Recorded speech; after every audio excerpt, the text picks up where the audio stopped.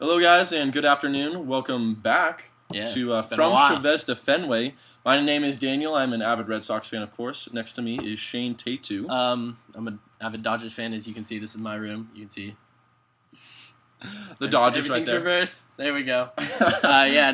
Big Dodger fan. We were actually just watching the Dodgers-Yankees game, too. But then we decided to start filming. Of course, and our topic today is the winning formula, which is a very interesting topic because you see these teams winning because of, we'll say, Giancarlo Stanton, where he had 2 home runs and 3 RBIs, and he single-handedly beat the Diamondbacks with his hitting. But we talked about it a little bit before we started recording, and the winning formula starts with pitching, Shane. Yeah, and the first topic that I'm going to touch on a little bit, we talked about Giancarlo Stanton, but you can even look at the Orioles. They've got Adam Jones and Chris Davis, and Chris Davis is just going off. Great season. But you look at their team ERA, and it's 4.41. And Daniel and I were discussing that's not going to keep up.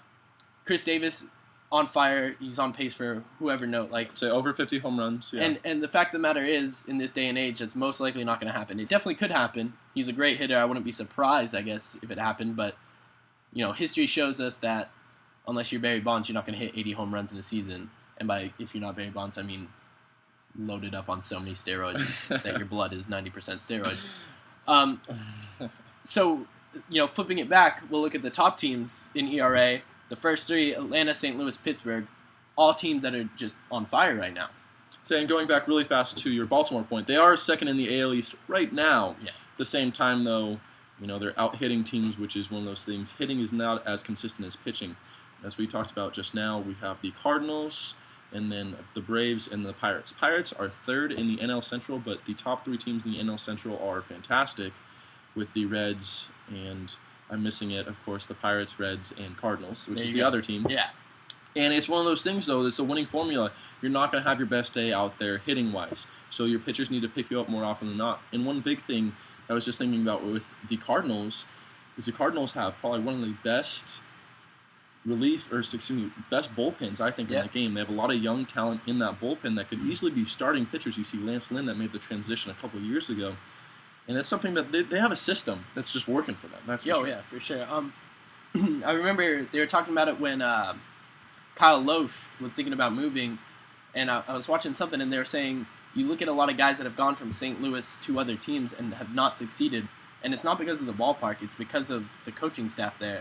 And this coaching staff trains these pitchers so well, and Tony La Russa and now Mike Matheny. Mike Matheny, great manager. They manage their pitchers so well, and it's led to a World Series championship a couple years ago, and they're always in the mix to win it.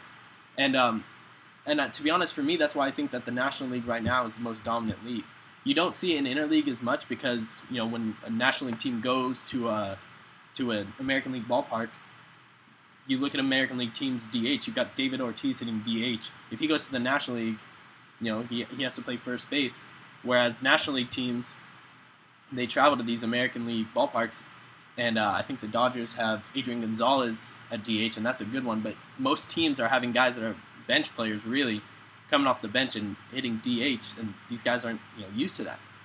And I think that's why that you see in interleague play that the teams don't succeed as well for the National League. But you look at the last 4 or 5 World Series, and almost all of them have been National League teams. You look at the All-Star games, and it's the same thing. We were talking about Texas and how they had a solid enough pitching staff to make it through the AL, but then they ran into the Giants, who, as much as I hate to admit this, the Giants have one of the best pitching staffs, and Bruce Bochy is, I would say, the best manager when it comes to managing a bullpen. Yeah. And it just doesn't work out for teams like Texas because the pitching staff is really what's going to get you there. Yeah, and you brought up the point of, the last 4 or 5 years with the NL absolutely dominating, which is so very true. And then you look at the Tigers, though, last year, the Tigers are built for the postseason. They did just enough just to get to the postseason, but then you got Verlander and you got Scherzer and then you got Anibal Sanchez, a great 3-man rotation, and then throwing Doug Fister in the mix if you really need him. And that was the amazing thing. And, of course, they lost to the Giants last year because the pitching didn't obviously perform to to the standards that they did in the ALDS and the ALCS, actually. And Pablo Sandoval eats Justin Verlander for dinner. Probably Sandoval eats everything, but Yeah. he ate Tristan Verlander out. Exactly, ate him for breakfast. But it was, it's amazing that's where the pitching starts, and we were talking about it a little bit earlier with the Blue Jays. They're on a 7-game winning streak as of today, and I believe, if I'm not mistaken, June 19th is today, the day we're recording this.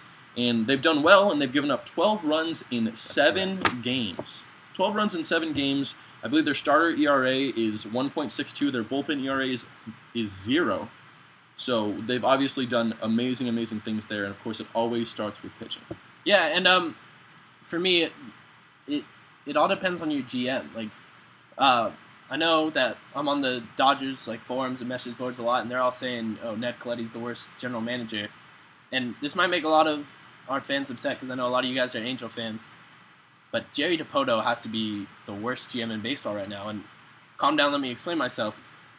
Yeah, Hamilton's not hitting as good as he can, and maybe he'll turn that around and go back to his old numbers. But the fact of the matter is, when you get past Weaver, your pitching staff is a bunch of 4 and 5 guys, and even lower. If you look at Joe Blanton, he's a 7th guy at best. Okay. And then their bullpen is not that good. Frieri's a solid pitcher, but really, I mean, besides him, I don't like their bullpen, and it loses games to them. And every year, or the past 2 years, I shouldn't say every year, I'm exaggerating a little bit, but Dipoto went out and got Pujols, and then he got Hamilton. And that's awesome. They're great players. They're great people to have on your team, but you need a pitching staff. He didn't recognize the problem. And, teams like St. Louis are always bringing in pitchers, and, that it leads to winning. And the fact of the matter is, when it comes to the playoffs, you're going to face teams with good hitters. Every team has good hitters if you're in the playoffs. But you look at the Giants last year, and the Giants, besides Posey, maybe Sandoval, don't have star hitters. Pagan played amazing in the playoffs. Scudero, amazing. Those guys are not star, all-star hitters. But the fact of the matter is, they got timely hitting. And that was another thing we talked about. Yeah, you bring up a good point about timely hitting. It's all about pitching, of course, and timely hitting. But we're going to leave you with this. We're going to stop it right about here. Something to look forward to in the next, this whole season, basically. The Mets with Matt Harvey, and then their young stud Zach Wheeler, who they got from San Francisco in the trade for Carlos Beltran. Those two guys, I don't necessarily believe in the Mets this year, but in following years, look at this team to be really good because of their young pitching, of course, that is dominant. So we're going to leave on that note. My name is Daniel. This is Shane over here. We're going to be trying doing 5 to 10 minute fun little things. Snippets. Snippets is a good word. Is a cool word. Good word. And we'll be putting them up throughout the week. So we hope you listen in and give us some feedback. What do you think is the winning formula? Is that pitching? Is it hitting? What are your thoughts? Is it defense? No. Maybe. It's not defense. We'll talk about that another time. Have a good day, guys.